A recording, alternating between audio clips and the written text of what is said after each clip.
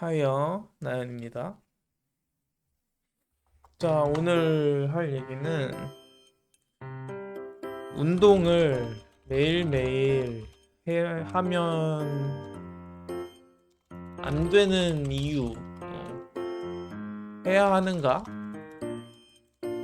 이 얘기를 좀 해보려고 해요. 근데 주변에 운동을 하시는 분들이 은근히 많이 있습니다. 은근히 많이 있고, 꽤 많아요. 그리고 그런 분들 중에 이제 되게 잘못된 상식을 가지고 잘못된 미신, 운동 상식을 가지고 계신 분이 너무 많은데 이제 그런 분들이랑 얘기를 하다가 이런 영상 한번 남기면 좋겠다 해서 남겨봐요.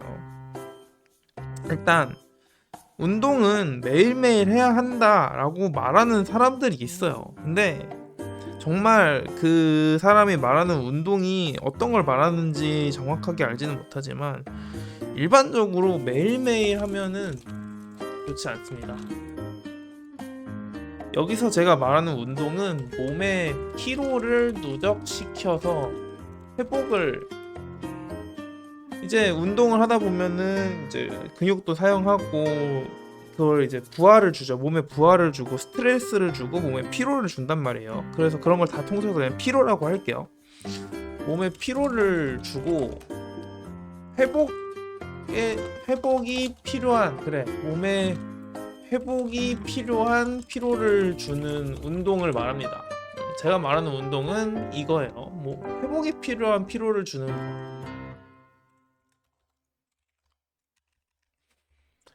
그러니까 그냥 가벼운 스트레칭 이런 거를 말하는 건 아니에요. 가벼운 스트레칭이나 뭐 가벼운 달리기, 가벼운 걷기 이런 거는 몸에 피로를 주진 않아요. 몸에 피로 회복이 필요할 정도의 피로를 주진 않고 그냥 적당히 쉬면은 낫는 그 정도는 운동이라고 치지 않는데 이제 뛰기, 걷기 이것도 너무 과하게 하면 몸에 피로를 주죠. 그리고 뭐 스트레칭, 유연성 훈련 이런 것도 과하면 당연히 몸에 피로를 주고요.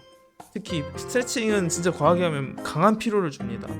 뭐 팔굽혀펴기 뭐 한두 개 이런 거는 사실 몸에 피로라고 보기 어려운 사람들이 꽤 많은데 이제 개수 내가 막 3세트 8개만 할 수 있는 강도로 했어. 그러면 그런 거는 몸에 강한 피로로 남는단 말이야. 이런 운동을 매일매일 하면은 어떤 일이 생기냐? 몸의 피로가 하루 만에 회복되면 해도 돼요. 네, 하루 만에 회복되면 매일매일 해도 되지. 근데 보통 하루 만에 회복되는 피로는 많지 않습니다. 피로는 누적돼요.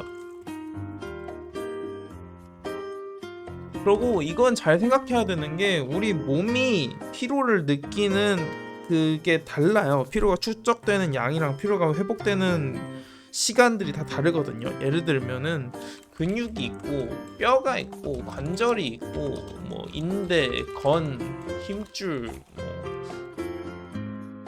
굉장히 많은 요소들이 있죠. 뭐 어떨 때는 피부가 될 수도 있고요. 얘네들이 피로를 누적하는 양과 피로가 회복되는데 필요한 시간들이 다 달라요. 그래서 근육은 뭐 하루 만에 피로가 다 회복이 됐어. 근데 뭐 관절이나 인대, 뭐 힘줄 이런 데는 하루 만에 피로가 회복되지 않는 경우들이 되게 많단 말이에요. 피로 회복하는 좀 긴 시간을 요구해요. 그러니까 이런 것들을 잘 보고 내 몸 상태를 체크를 하면서 운동을 해야 하는데 그냥 매일매일 무작정 피로를 우겨 넣기만 하면은 피로가 계속 누적되면서 몸이 부담을 느끼기 시작해요.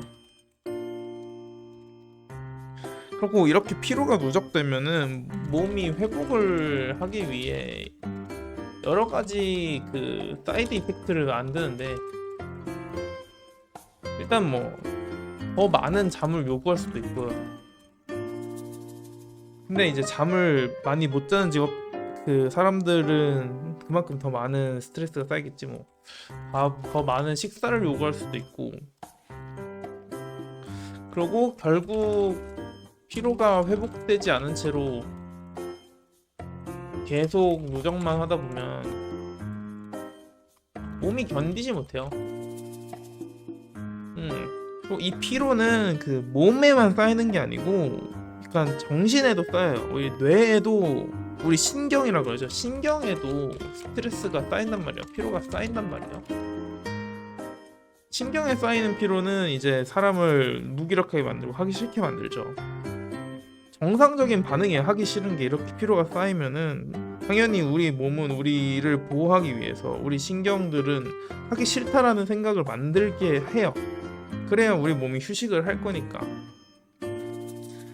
그러다 보면은 이제 운동에서 점점 멀어지고 아 운동이랑 안 맞다 뭐 이런 식으로 계속 가는 거예요. 부정적으로. 그러니까 제발 그 잘못된 상식 매일매일 운동을 해야 한다. 이 잘못된 상식에서 제발 좀 벗어났으면 좋겠어요.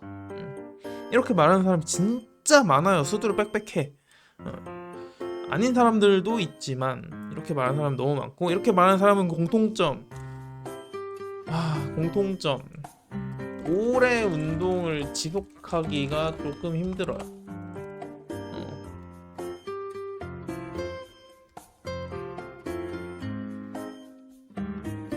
제가 말하는 이 오래는 뭐 한 몇 년 이상을 말하는 겁니다. 몇 년 이상 꾸준히 운동을 지속하기가 힘들어요.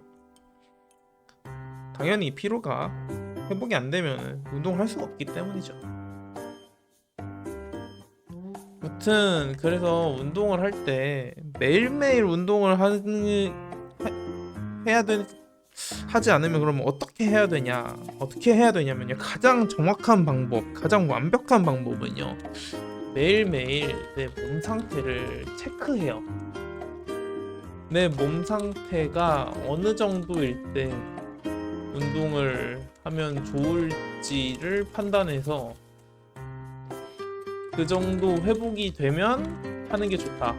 이게 되게 어렵죠. 왜 어렵냐면은 어쨌든 그 내 몸을 느낄 수 있는 건 나밖에 없어요. 다른 사람은 내 몸을 느낄 방법이 없잖아요. 그래서 내 몸이 얼마나 휴식했는지를 알아야 되는데 내 몸이 항상 같은 양을 휴식하지 않아요. 마치 그런 거야. 우리가 잠을 자는데 맨날 똑같은 시간에 잠들지도 않고 똑같은 시간에 일어나지도 않고 똑같은 양을 자지도 않아요. 그러면 잠의 퀄리티도 매일매일 바뀌죠. 휴식도 마찬가지예요. 휴식도 잠이랑 마찬가지야. 휴식도 우리가 뭐 매일매일 침대에 있는 게 아니고 매일매일 의자에 앉아 있는 것도 아니고 어떤 날은 걷고 어떤 날은 뭐 뛰고 이럴 건데 내가 어떤 식으로 생활을 하고 뭐 밥을 먹고 이런 거에 따라서 휴식의 퀄리티 달라지고요. 휴식의 그 질이라고 해야 되나? 휴식도 하면 할수록 휴식 속도가 조금 더 빨라집니다. 그래서 운동 초반에 그 근육통이 가장 세고요. 운동을 처음 하는 초급자가 운동 근육통이 훨씬 세요. 그리고 운동을 좀 오래 하고 많이 하고 잘하는 사람일수록 근육통의 강도가 좀 낮아지는 편이에요. 그래서 초반에 그 근육통 때문에 고생을 많이 하지만 되게 열심히 하는 사람들은 오히려 그 근육통이 좀 덜 하죠. 근육통이 좀 덜 가요. 그리고 회복이 좀 더 빨라져. 그렇기 때문에 이건 되게 변화하는 거란 말이에요. 내 몸 상태가 지금 정도면 괜찮겠다 싶을 정도까지는 쉬어줘야 돼요. 그리고 이 판단은 자기 스스로밖에 할 수 없어. 하지만 자기 스스로 했을 때 되게 막막한 게 있으니까 어느 정도 가이드라인을 주는 편이죠. 그게 이제 일반적으로 근육 회복하는 시간 이틀 뭐 이런 식으로 주는 거예요. 그리고 건이 회복, 인대나 건 힘줄 이런 데가 회복하는 시간 2주 뭐 이런 식으로 해서 가이드라인을 주는 건데 이거에 대한 내용은 다른 영상에서 다루도록 하고요. 여기서 핵심은 뭐다? 매일매일 운동하면 운동 못한다. 힘들어서 못한다. 운동 힘들라고 하는 거 아니에요. 운동을 하면 당연히 힘들죠. 하지만 힘들라고 운동을 하는 게 아니고 그 힘듦을 우리가 이겨내면서 성장하려고 하는 게 운동이란 말이에요. 그렇기 때문에 그냥 몸에 힘들게 피로만 계속 우겨넣지 말고요. 제발. 그렇게 생각하는 마인드 자체를 바꾸고 되도록이면 잘 휴식하면서 하는 게 좋습니다. 정말 중요해요. 정말 중요하고요. 휴식을 할 때 충분한 휴식, 그리고 초보자, 운동을 처음 접하거나 운동을 오랫동안 쉬어서 거의 이제 몸 상태가 운동이랑 좀 많이 멀어지는데 이제 운동을 시작하는 사람들, 이런 사람들일수록 휴식이 더 중요합니다. 휴식이 더 중요해요. 아까도 말했지만 이 사람들은 회복 속도가 운동을 평소에 열심히 한 뭐 2, 3년 운동한 사람보다 회복 속도가 훨씬 느려요. 더 느리고, 그리고 몸이 견딜 수 있는 피로의 양이 더 적어요. 그렇기 때문에 살살 해라. 가볍게. 음, 이제 무게를 늘리는 거는 내 몸을 파악하고 나서 그때부터 하는 게 좋습니다. 영상이 길어질 필요는 없겠죠. 여기까지 하도록 할게요.